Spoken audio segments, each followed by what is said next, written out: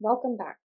Today we're talking about how to find the equation of the tangent line to a given function at a specific point using the difference quotient, also known as the first principles definition of the derivative. So usually we use this method here with the difference quotient if you haven't learned how to take the derivative. We will get into derivatives in a different video, but for now, I have pasted this equation on the bottom here. We are going to be using this one. Now, when they say find the equation of the tangent line, you might see it written as find the equation of the tangent. It's the same thing. And you might see this written as find the equation of the tangent to the curve or to the function. Also, the wording doesn't matter, but it's asking you the same thing, and it will give you some equation f of x equals something with x's in it. Then they will give you a point for x to be equal to, which we will apply later. The first thing you want to note is remember the equation of a line is always y equals mx plus b. We are looking for the m value, which is given using this equation. And remember the m value is the slope, which is also called the instantaneous rate of change, IROC, which is equal to m in the equation. And that's also equal to what we call the derivative. If I found the slope of the tangent line at x equals 3, it would be the same as the instantaneous rate of change at x equals 3 and the same as the derivative at x equals 3. Many different names for the same thing. Now this equation is what we will use to get to m, and then after that we will use some more information to find b. So let's start with finding m. Don't necessarily have to graph this to know what the equation of the tangent line will be, but I am going to paste a little graph. I got this from a graphing calculator online just so we can see what the question's really asking. If you were to graph this function, it would look something like this, where the point that this graph crosses x equals 3 is here. Now, if you were to make a tangent line here, that would basically mean making a line, just a straight line that passes through, like this. It's tangent to that point. This is a bit difficult to see because the line is already kind of straight at that point. Let's say I make a tangent line to the equation here. So this is x equals about 0.2 here. A tangent line here would look something like this. It's a line that crosses through this specific point, but is a straight line because you can't calculate the slope of something that's curving, because the whole point of a slope is that it's constant on a line like this. If I wanted to find the slope of a curve, I would actually take the slope at a specific point on that curve and just draw a straight line through it, find the slope of this straight line, which is m, and that would give me the slope of the curve at that point.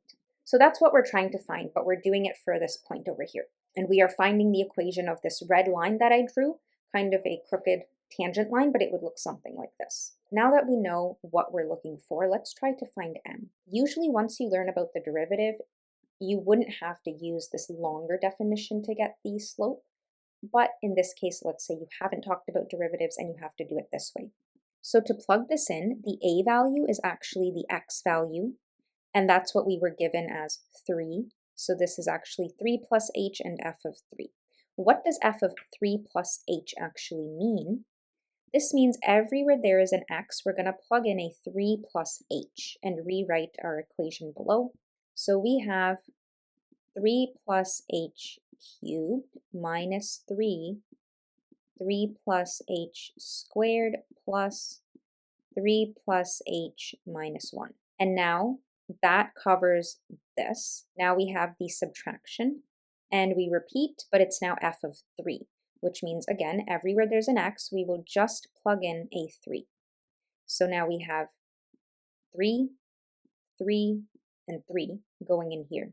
So we have 3 cubed minus 3 times 3 squared plus 3 minus 1, and all of that is divided by h. Let's simplify this. 3 plus h squared times 3 plus h squared. This is an a plus b squared. There's a quick way to expand it, or you can do FOIL. This would end up being a squared plus 2 times a times b plus b squared. So if your a is 3 and your b is h, you end up getting a squared, which is 9, plus 2 times 3 times h, so 6h, plus h squared, plus 3 plus h minus 1, minus 3 cubed minus 3 times 9 plus 3 minus 1 is 2. And all of that was divided by h.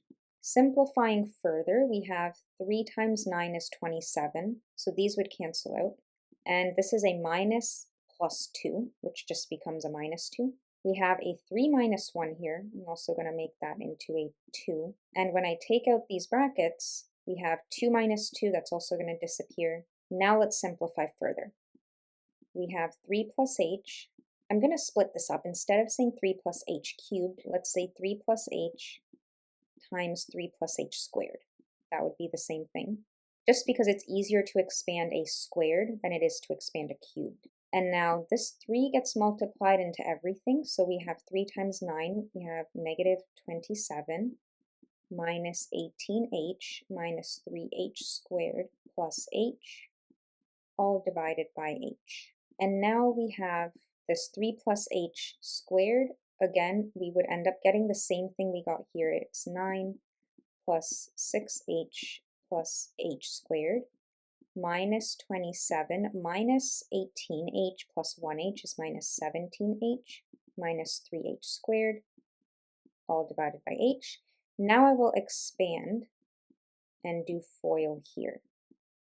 So we have 3 times 9, which is 27, 3 times 6h, which is 18h, and 3 times h squared, which is 3h squared. Then a 9 times h, 6h times h, plus h times h squared, which is h cubed. Minus 27 minus 17h minus 3h squared, all divided by h.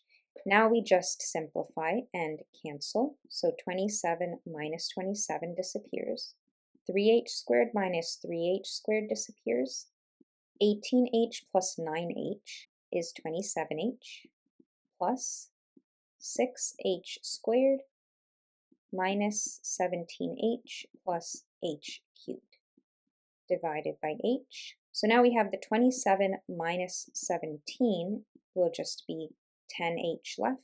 And now I will factor an h out of the top. So I'll put this in order. We have h squared instead of h cubed.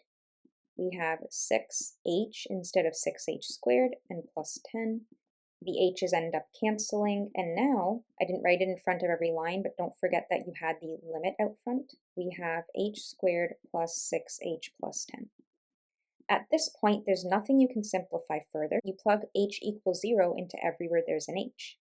So you get 0 squared plus 6 times 0 plus 10, and your final answer would be 10. Once you plug in 0, the limit part disappears because you've applied that limit. This is equal to your slope. So you go back into the equation. We had y equals mx. It's now 10x plus b. Now, to get the b value, it's pretty easy. This is also known as the y-intercept. So if you look at this graph, the point is up here. But if you did continue to extend this forever, at some point, it would cross the y-axis. And we're looking for this, which is the y-intercept. It's a bit difficult to see because we're extending beyond what our graph has. For example, we drew a tangent line here. This would be the b value. So wherever your tangent line crosses the x-axis. And that would be when x is equal to 0. But we don't know that right now. So the only point that we know on the tangent line right now is this point, where x is equal to 3, but we don't know why. Because this point is on our function, and that's also where the tangent line passes through. That's the only common point between our blue graph and our red line. So let's plug x equals 3 and see what we get as our point, because we need to know that to find the y-intercept. So you have 3 cubed, which is 27, minus 3 times 3 squared, which is 27, plus 3 minus 1. This cancels out to give you 2. So your point would be 3, 2. We can now use this point to plug this into our equation. So y is 2, x is 3 to get the b value. So this is 10 times 3, which is 30, plus b. You move this over, and b is negative 28. So your final equation is y equals 10x minus 28. And that's the equation of the tangent line to this function. Thank you for watching.